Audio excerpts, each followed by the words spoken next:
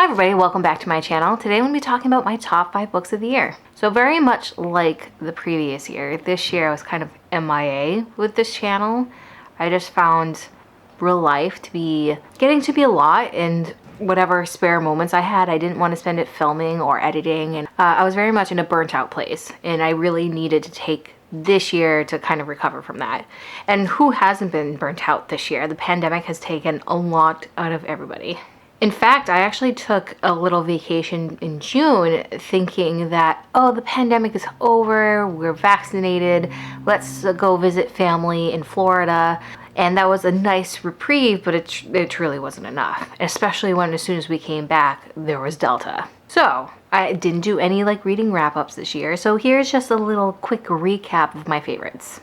Now this video is going to be my top 5. I will also be doing a bottom 5, and I'm going to be doing I was going to say top 5, but more like 5 middling books. Books that were sort of meh. Weren't terrible, weren't great, but also nothing to write home about.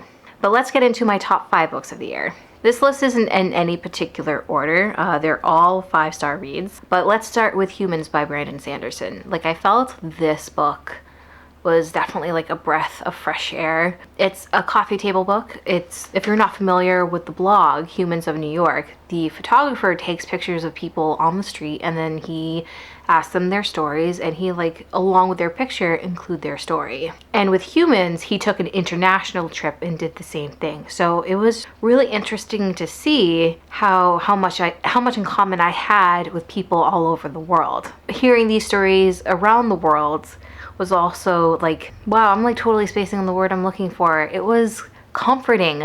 I felt really isolated during the pandemic because couldn't see family, couldn't necessarily travel. I literally would go to work or go home.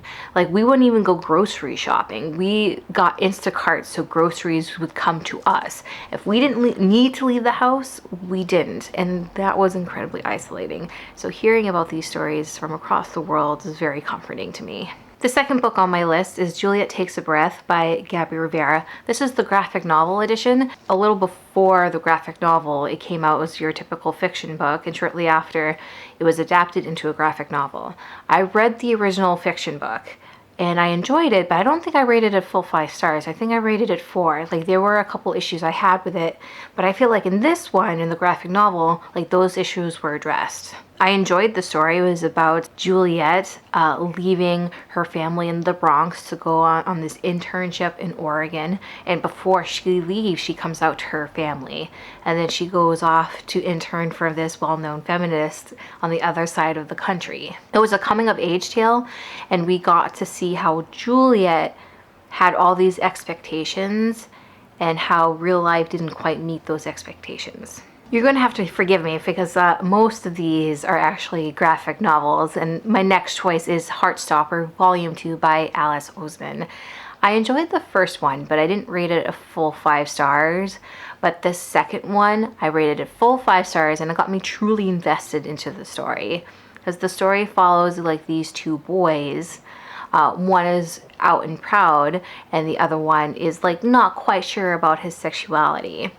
And they become very fast friends, and things developed from there. I thought it was incredibly cute. I enjoyed following them and learning about them and seeing them kind of just, figure things out, and I thoroughly enjoyed it.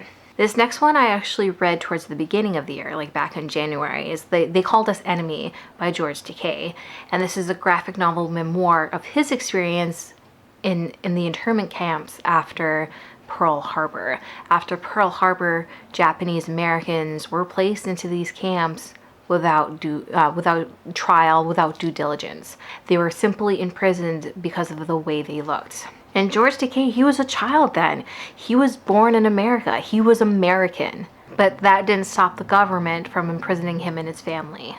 And it continues on from him as a child in these camps, and then it just continues as he's growing up and dealing with the fallout of this, especially with his parents. And it was interesting to see the after effects of it as well. I also feel like they didn't teach us, at least for me in my experience, they didn't really teach this to me when I was in school. There was that like little blip. Like I remember seeing like a quick little picture in a textbook, but it was like almost an offshoot, like it didn't matter, when it clearly did. It was an incredible, powerful story, and if you haven't read this, I highly recommend it. And this last one is a bit of a cheat. I but I came across Samantha Irby's works this year, and as soon as I read, what order did I read them in? I read Wow, No Thank You first, and then because I enjoyed that so much, I needed to read Meaty, and then I read We Are Never Meeting in Real Life. Samantha Irby actually has a blog called Gotta Eat, and she's a comedian, and she writes with such hilarity, and I found her works to be very relatable, but she also talks about her own experiences that I could never experience myself. In fact, I rated all of these books, all 3, a full 5 stars. To me, she's now an Insta-buy author. If I ever see anything else by her, I will be purchasing it along with everything else. But if I've said this in other videos I've done recently, but if I truly needed to pick which one was my absolute favorite, I think Wow, No Thank You takes a special place in my heart simply because it was the first one. I didn't say what these 3 books were, but they're just a collection of essays, and they really showcase her wit and her humor.